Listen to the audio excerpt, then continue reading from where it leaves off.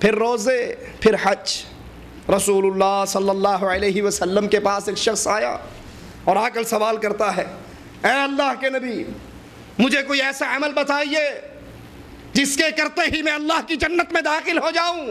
اللہ کے رسول علیہ السلام جواب میں فرماتے ہیں، تو گواہی دے لا الہ الا اللہ کی، تو گواہی دے محمد کریم صلی اللہ علیہ وسلم کی رسالت کی، پھر نماز قائم کر، پھر زکوٰۃ دے، پھر روزے رکھ، پھر حج کر۔ وہ کہتا ہے، اللہ کی قسم جتنا دین آپ نے بتایا ہے نہ اس میں اضافہ کروں گا نہ اس میں کمی کروں گا۔ اٹھ کے جاتا ہے۔ رسول اللہ صلی اللہ علیہ وسلم فرماتے ہیں، اگر کوئی یہ چاہتا ہے دنیا میں چلتے ہوئے کسی جنتی کو دیکھ لے، اس کو دیکھ لو، اگر یہ سچا ہے تو جنتی جا رہا ہے۔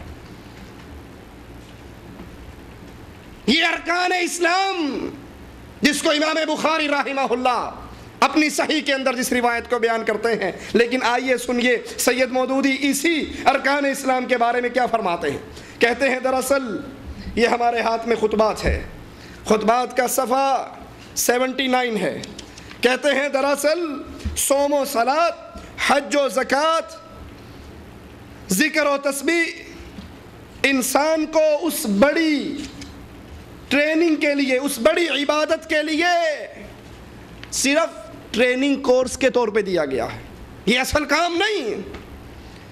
صوم و صلاۃ، حج و زکوٰۃ، آپ سمجھتے ہیں ہاتھ باندھ کر قبلہ رو کھڑے ہونا، گھٹنوں پہ ہاتھ رکھنا، جھکنا، زمین پہ ہاتھ ٹیک کر سجدہ کرنا، چند الفاظ زبان سے نکالنا، رمضان کی پہلی تاریخ سے شوال کا چاند نکلنے تک روزہ رکھنا، مکہ مکرمہ میں جا کے طواف کرنا، ان چیزوں کا نام اسلام ہے؟ یہ ایمان ہے؟ نہیں، یہ تو اس اصل ٹریننگ کے لیے، اصل بڑی عبادت کے لیے صرف ٹریننگ کورس ہے۔ یہ رسالہ دینیات ہے، اس کے صفحہ 129 پر یہی مضمون بیان کرتے ہیں۔ کہے گویا یوں سمجھو کہ یہ خاص عبادتیں، نماز، روزہ، حج، زکوٰۃ، یہ خاص عبادتیں اس بڑی عبادت کے لیے ٹریننگ کورس کی حیثیت رکھتی ہیں۔ تفہیمات 69 صفحہ پر اسی بات کو مزید کھول کر بیان کرتے ہیں کہ اگر دراصل صوم و صلاۃ، حج و زکوٰۃ، ذکر و تسبیح انسان کو اس بڑی عبادت کے لیے مستعد کرنے والے ٹریننگ کورسز ہیں، تمرینات ہیں، جو انسان کی زندگی کو حیوانی زندگی کے ادنا مقام سے اٹھا کر بلند مقام پہ پہنچاتی ہے، اگر یعنی وہ کام نہیں تو بس پھر اس کا کوئی فائدہ نہیں۔ اور رسول اللہ صلی اللہ علیہ وسلم اس شخص کو جس نے پوچھا، سوال کیا، دلونی علی عمل اذا عملتہ دخلت الجنہ، مجھے کوئی ایسا عمل بتائیے جس کو کرتے ہی میں جنت میں داخل ہو جاؤں۔ اللہ کے پیارے حبیب صلی اللہ علیہ وسلم جواب میں فرماتے ہیں، تو لا الہ الا اللہ محمد الرسول اللہ کی گواہی دے، نماز قائم کر، زکوٰۃ ادا کر، روزے رکھ، بیت اللہ کا حج کر، اگر تیرے پاس اس کی طاقت ہو تو۔ وہ کہتا ہے، اللہ کی قسم نہ اس میں ایک رتی کا اضافہ کروں گا نہ کمی کروں گا۔ اللہ کے نبی فرماتے ہیں، جو چاہتا ہے جنتی کو زمین پہ چلتے ہوئے دیکھنا، اگر یہ سچا ہے تو اس کو دیکھو، یہ جنتی جا رہا ہے۔ لیکن مودودی صاحب کیا فرماتے ہیں؟ کہتے ہیں عام طور پہ لوگ کہتے ہیں کہ اسلام کے 5 ارکان، کلمہ، توحید و رسالت، نماز، روزہ، حج و زکوٰۃ، لوگ یہ سمجھتے رہے اور ایک مدت تک یہ غلط فہمی رہی کہ انہی چیزوں کا نام اسلام ہے۔ حقیقت یہ ہے کہ یہ ایک بہت بڑا دھوکہ اور بہت بڑی غلط فہمی ہے۔ اس سے مسلمانوں کا طریقہ اور طرز عمل پوری طور پہ بگڑ جاتا ہے۔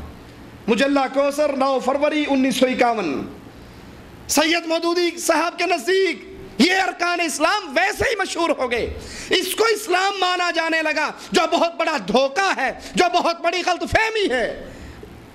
ان کے ہاں تو یہ ویسے ہی مشہور ہے، اور امام بخاری رحمت اللہ علیہ اپنی صحیح میں کتاب الایمان کو اسی حدیث سے شروع کرتے ہیں، اور عبادات، نماز، روزہ، حج، زکوٰۃ کی ترتیب اسی حدیث کی بنیاد پر قرار پاتی ہے۔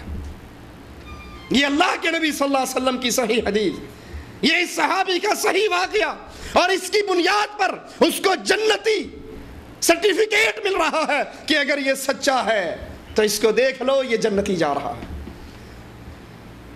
اے مسلمان بھائی، ہم نے ابتدا میں عرض کی آپ کا اور میرا مقصد اللہ کی جنت کا حصول، جنت میں جانے کا طریقہ کار صحابہ کرام کے منہج پہ چلنا، صحابہ کرام کے پیچھے چلنا، ایمان ویسے لانا جیسے رسول اللہ صلی اللہ علیہ وسلم کے اصحاب کرام لے کر آئے، اور اللہ کے نبی کے اصحاب کا ایمان جیسے کتاب اللہ پر تھا ویسے سنت رسول اللہ پر تھا۔ ایک نے آ کر کہا تھا عمر ابن خطاب رضی اللہ عنہ وارضاہ کو، یہ مسئلہ جو آپ نے بیان کیا ہے مجھے کتاب اللہ میں نظر نہیں آیا۔ عمر ابن خطاب جواب میں کہتے ہیں کیا تو نے قرآن کی یہ آیت نہیں پڑھی، وَمَا آتَاكُمُ الرَّسُولُ فَخُذُوهُ وَمَا نَهَاكُمْ عَنْهُ فَانْتَهُوا، جو نبی دیتے ہیں اس کو لے لو، جس سے نبی روکتے ہیں اس سے رک جاؤ۔ یہ قرآن اللہ نے اتارا، اس قرآن کی تفسیر حدیث اللہ نے اتاری، یہ دونوں منزل من اللہ ہیں۔ اِنَّا نَحْنُ نَزَّلْنَا الذِّكْرَ وَإِنَّا لَهُ لَحَافِظُونَ، اس ذکر کو، اس شریعت کو، اس دین کو اتارنے والے بھی ہم ہیں اور اس کے محافظ بھی ہم ہیں۔ رسول اللہ صلی اللہ علیہ وسلم نے فرمایا مجھے قرآن دیا گیا، اور قرآن کی مثل ایک اور چیز دی گئی، وہ رسول اللہ صلی اللہ علیہ وسلم کی حدیث ہے۔ قرآن اور صحیح حدیث اسلام پر عمل کرنے کا ذریعہ ہے۔ جیسے قرآن لکھا جاتا، صحابہ حدیث کو لکھتے، حدیث کو یاد کرتے۔ حدیث میں آتا ہے ایک صحابی لکھا کرتے تھے، کچھ صحابہ نے کہا نبی سے پوچھ پوچھ کر لکھا کر، ہر بات نہ لکھا کر۔ اگلے دن اس نے لکھنا چھوڑ دیا۔ رسول اللہ صلی اللہ علیہ وسلم سے دیکھتے ہیں اور پوچھتے ہیں تو لکھتا کیوں نہیں؟ وہ کہتے ہیں یا رسول اللہ صلی اللہ علیہ وسلم، میرے کچھ صحابہ نے مجھے یہ کہا، فرمایا اللہ کی قسم لکھ، اس زبان سے جو نکلے گا حق نکلے گا۔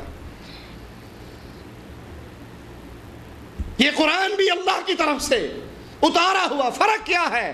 الفاظ بھی اللہ کے، مفہوم بھی اللہ، کیونکہ اس کی تلاوت کی جانی تھی، یہ کلام ہے اللہ کا، اور حدیث رسول مفہوم و مطالب تو اللہ کی طرف سے، الفاظ محمد الرسول اللہ صلی اللہ علیہ وسلم کے۔ لیکن سید مودودی صاحب اس کے بارے میں کیا فرماتے ہیں، احادیث کے بارے میں ذرا سنیے۔ یہ ہمارے ہاتھ کے اندر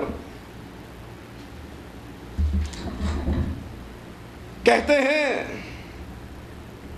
کہ احادیث چند انسانوں سے انسانوں تک پہنچی ہیں، احادیث چند انسانوں سے انسانوں تک پہنچی ہیں، جس سے کوئی چیز حد سے زیادہ ثابت ہو سکتی ہے تو وہ گمان صحت ہے، نہ کہ علم یقین۔ ترجمان القرآن ربیع الاول 1365، کہ یہ حدیث انسانوں سے انسانوں تک پہنچنے والا ایک مجموعہ ہے، جس کے بارے میں آپ اور میں یقین سے نہیں کہہ سکتے کہ جس حدیث کو آپ صحیح سمجھ رہے ہیں یہ واقعی سمجھ ہے، صحیح ہے۔ ظن تو ہو سکتا ہے، گمان تو ہو سکتا ہے کہ یہ صحیح ہوگی، علم یقین ہمیں حاصل نہیں۔ تو کیا کتاب اللہ نے چھپی ہوئی کتاب اتاری تھی؟ کیا قرآن اوپر سے اکٹھا ایک جلد کے اندر اترا تھا؟ یہ قرآن بھی اللہ نے اتارا، جس کو انسان ہی لکھتے رہے، جو انسانوں کی زبانوں پر ہی چلتا رہا۔ اس لکھے ہوئے کتابوں کے، قرآن کی آیات کے تھیلے کو لے کر صحابہ نہیں گھومتے تھے، یاد کرتے، آیات کو یاد کرتے اور پھر مختلف علاقوں میں تبلیغ کے لیے نکل جاتے۔ منکرین حدیث کے لیے خام مال بڑے شاندار طریقے میں سید مودودی فراہم کرتے ہیں کہ یہ حدیثیں انسانوں سے انسانوں تک پہنچنے والا ایک ذخیرہ ہے، جس سے صرف ظن کی کیفیت تو حاصل ہوتی ہے، یقین کی کیفیت حاصل نہیں ہو سکتی۔ اگر اسی کو بنیاد بنا لیں تو پھر پوری شریعت ہمارے سامنے کھیل بن۔ جس حدیث کو کہو یہ صحیح ہے، کہیں گے گمان ہی ہے، صحیح ہونے کیا پتا صحیح ہے یا نہیں۔ پھر تو ہر حدیث کو انکار کرنے کا، ہر حدیث کو رد کرنے کا ایک بہت بڑا چور دروازہ کھل جائے گا۔ ترجمان القرآن کے بارے میں ایک اور مقام پہ کہتے ہیں، کوئی شریف آدمی یہ نہیں کہہ سکتا، کوئی شریف آدمی یہ نہیں کہہ سکتا کہ حدیث کا جو مجموعہ ہم تک پہنچا وہ قطعی طور پر صحیح ہے۔ مثلا بخاری، جس کے بارے میں اصح الکتب بعد کتاب اللہ کہا جاتا ہے، حدیث میں کوئی بڑے سے بڑا غلو کرنے والا بھی یہ نہیں کہہ سکتا کہ اس میں جو 6-7 ہزار احادیث درج ہیں وہ ساری کی ساری صحیح ہیں۔ کوئی شریف آدمی یہ نہیں کہہ سکتا. یعنی جتنے محدثین نے اس کو یہ لقب دیا ہے نعوذ باللہ ثم نعوذ باللہ، اس میں کوئی بھی شریف بندہ نہیں تھا. اللہ کے نبی کی حدیثیں جمع کرنے والے محدثین کرام، جس نے یہ فتویٰ دیا ہے، جس نے اس بات کو تسلیم کیا ہے کہ بخاری قرآن کے بعد صحیح ترین کتاب ہے، پھر سید مودودی صاحب کے اس فتوے کی نظر میں شرافت تو ان میں سے کسی کے اندر موجود نہیں تھی. یہ دروازے ہیں جو حدیث کے انکار کرنے والوں کے لیے چور راستے کھولے جا رہے ہیں. اسی طرح ایک اور مقام پر اور یہ تقریر آپ نے 15 مئی 1955 کو برکت علی ہال میں کی. ایک اور مقام پہ اسی طرح کا جملہ کہتے ہیں. اب محدثین کی آراء اگر آپ پڑھنا چاہیں صحیح بخاری کے بارے میں تو ایک لمبا وقت چاہیے. کس نے اس